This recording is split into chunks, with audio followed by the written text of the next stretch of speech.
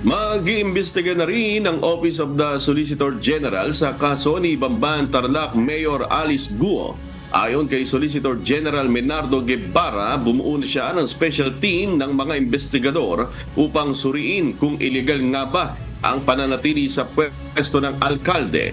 Kaugnay ito ng mga hinala na hindi Pilipino kundi isang dayuhan si Mayor Guo base sa mga naging kasagutan nito sa pagdinig sa Senado. Ayon kay Guevara, sakaling makakita ng sapat na basihan ay ang OSG mismo ang magsasampa ng co-warranto case laban kay Guo upang mapatalsik ito sa pwesto. Sa ngayon anya ay nangangalap na sila ng kinakailangang mga impormasyon mula sa Commission on Elections o COMELEC, DILG, DepEd, Philippine Statistics Authority, Bureau of Immigration at sa iba pang mga ahensya ng gobyerno.